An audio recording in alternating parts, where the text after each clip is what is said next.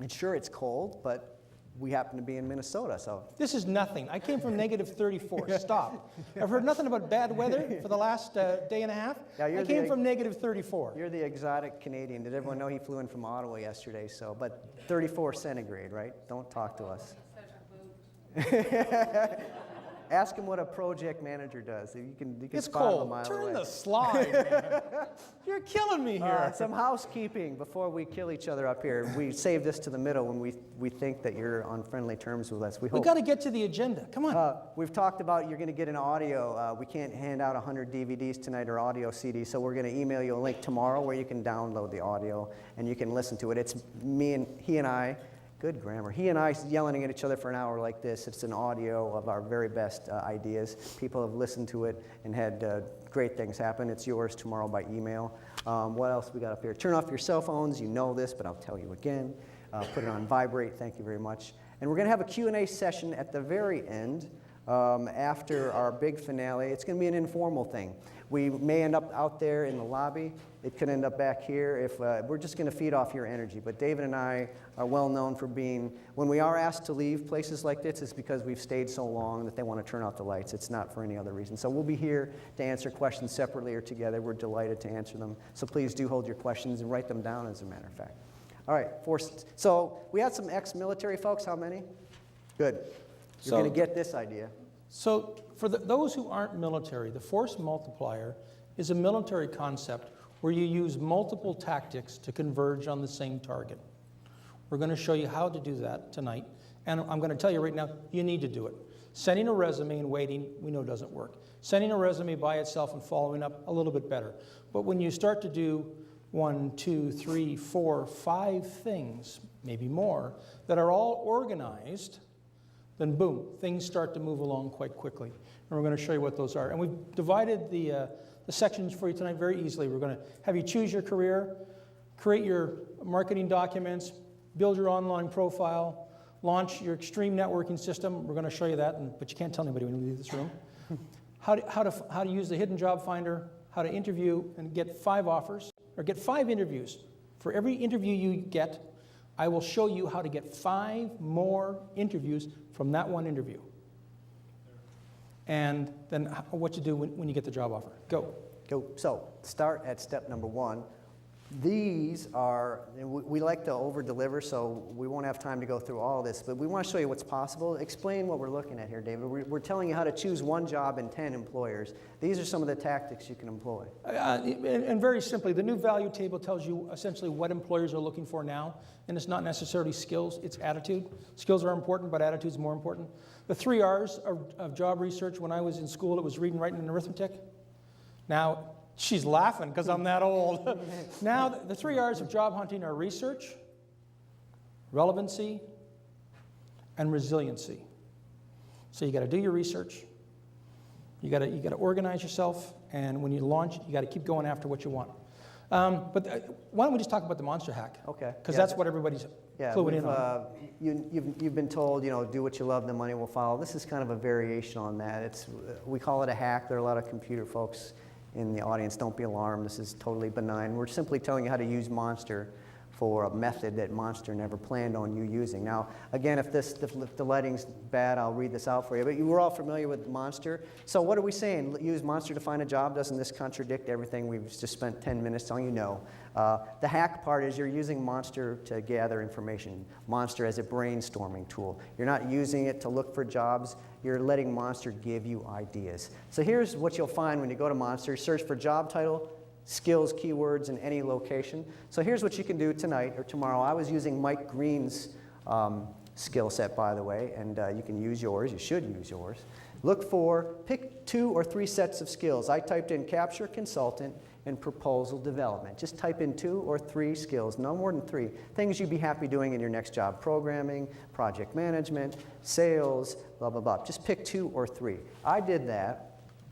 I searched nationwide in the United States, and I found a job in Los Angeles at a company called Deloitte, Deloitte & Touche, and another in Dallas. Here are the job titles: Strategy and Operations, Life Sciences and Health, and a similar title. And there were more than 1,000 jobs in America for those two keywords, capture consultant and proposal development.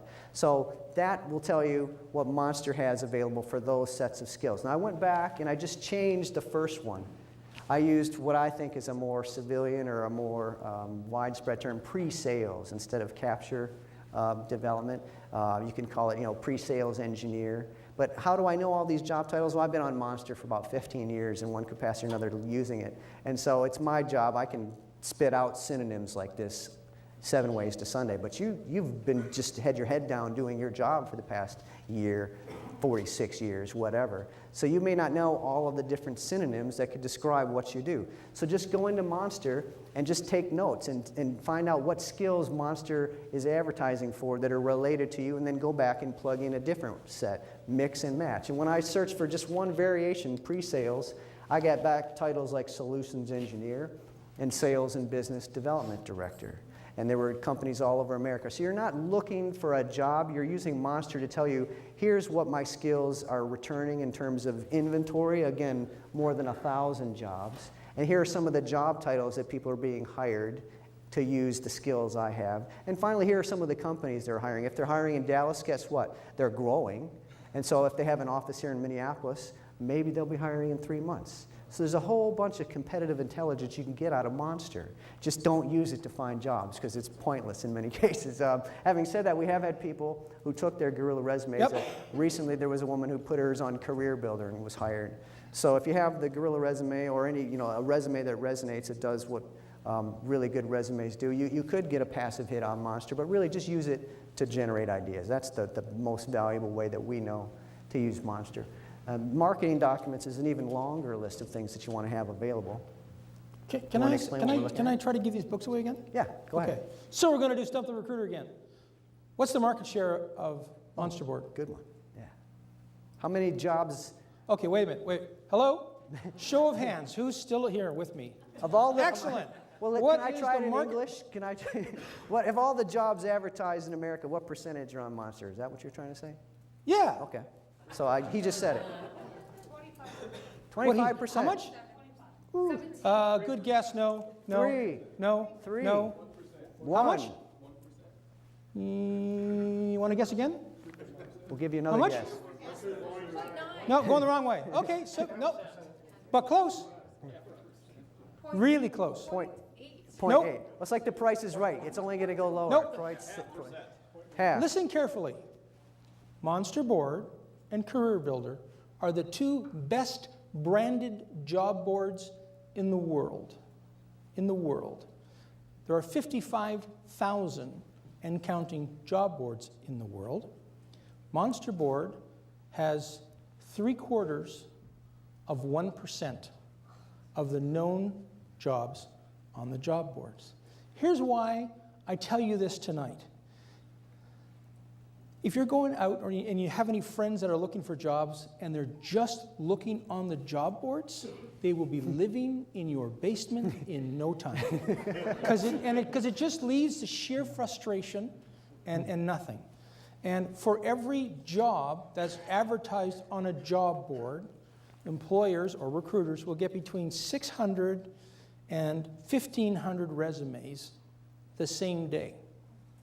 You have better odds going to the casino and putting down $100, walking out with your $100 than you do getting a job on the job boards. It's important you understand that. Why? Because a lot of people mistake activity for results. They're busy, but they're not getting anywhere. And the biggest place most people waste their time are on job boards. So if you remember nothing else tonight, well, I'll kill you, but if you remember nothing else tonight, you have to remember that. Stay off the job boards. So in terms of the job search, I mean, the guerrilla job search has got a lot of tactics. Remember force multiplier, civilian speak is synergy, right? John, Paul, George, Ringo, individually good musicians, together, the Beatles, right? A lot of good ideas here. Together, it's a guerrilla job search. So we're going to pick one. So before you leave this, yeah, I just want people to go through this. Let me ask you a question. A show of hands, who's got a resume? Now, keep your head up, back up. So the people that, you're good. The people that have your hands raised, if you've got a resume, raise your other hand up if you have your cover letter. Oh, this is good. Okay.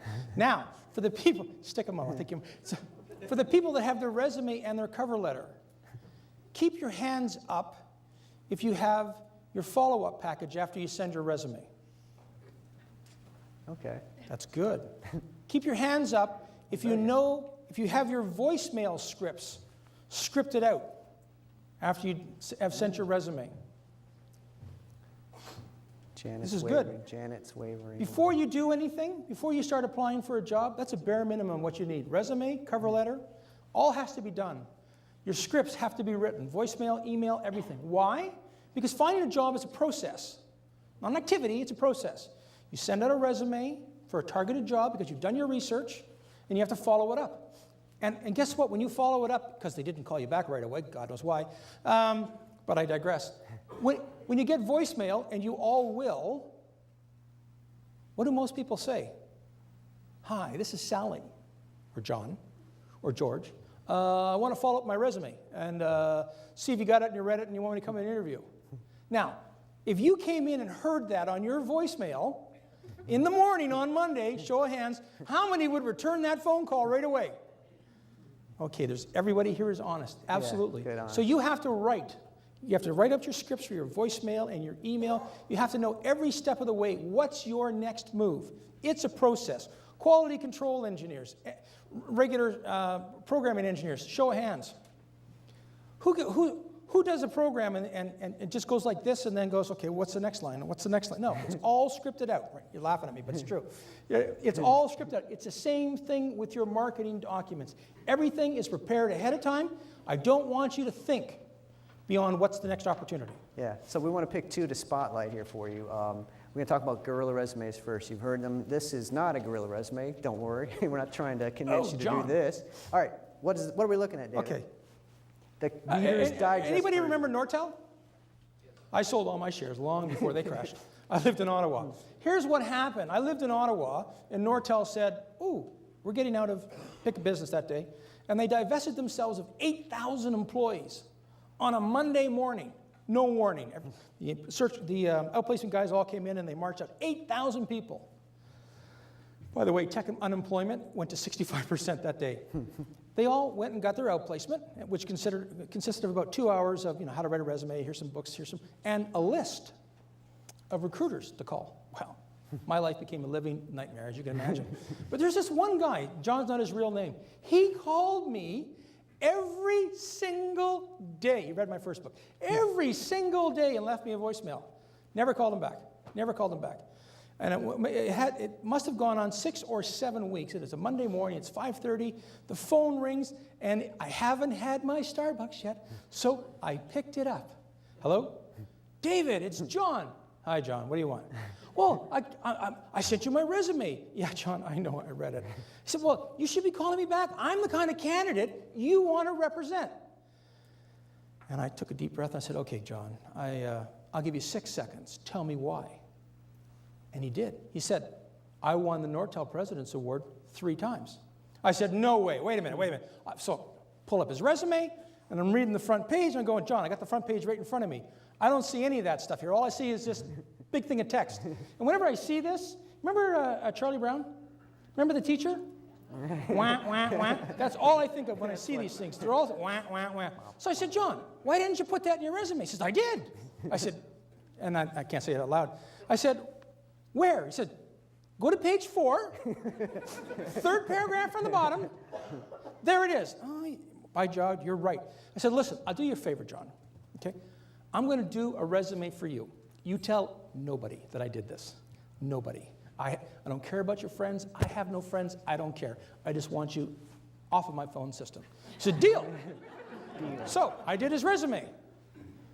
We should all be so lucky. That's what it looked like. I did a 1-page resume. Now, this is 2001. It took me about an hour and a half. And all I did was I knew what job he had. I know what he used to have. I know what he wanted to do. So I just figured out what employers were looking for that would want to hire a guy like that skill set wise. So I arranged that, and I blew the trophies down the left-hand side of the page. And I sent him this, and he calls me up and he goes, David, I said, what's this? I said, it's your new resume. He goes, I can't send this out. I said, John. I said, how's what you're doing now working for you? Well, it's not. Okay, so fine. Listen, do me a favor. Just take like 30 employers. Take 30 people you sent your resume to and you haven't heard from them. And, take 20 recruiters that you've sent the resume and nobody's bothered to call you back. Just send it to them.